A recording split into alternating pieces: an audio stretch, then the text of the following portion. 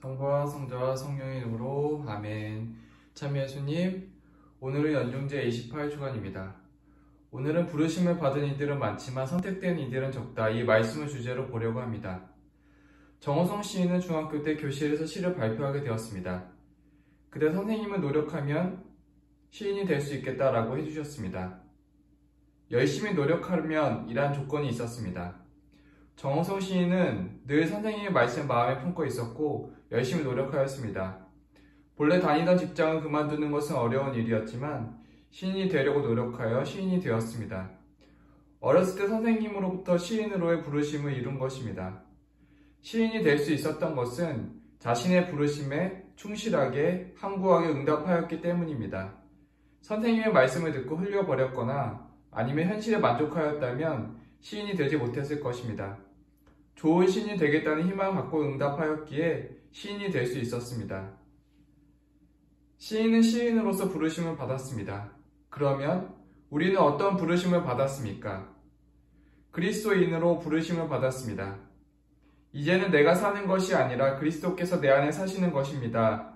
라는 갈라티아서 말씀처럼 그리스도가 되어서 살라고 부르심을 받은 것입니다.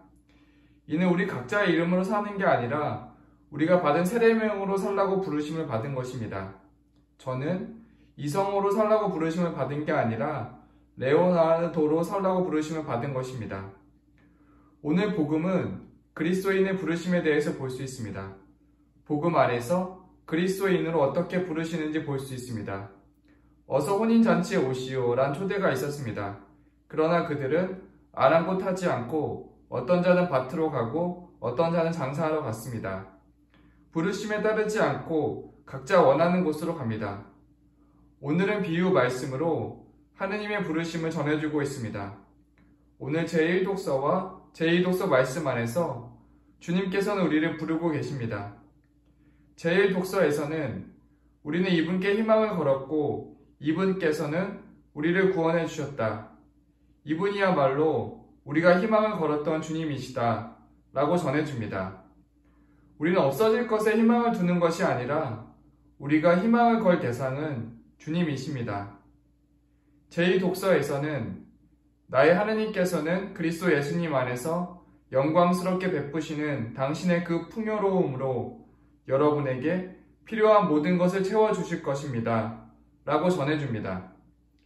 예수님께서 필요한 모든 것을 채워주신다고 하십니다.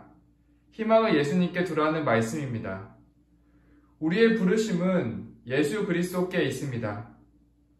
오래전에 신학원에서 한 선배 수녀님의 모습에서 예수 그리스도의 희망을 보았습니다.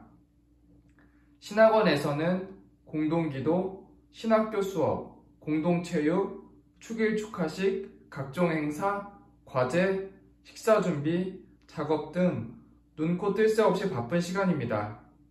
바쁜 일정 가운데에서도 성경을 읽고 묵상을 하고 영혼의 일기를 써야 합니다.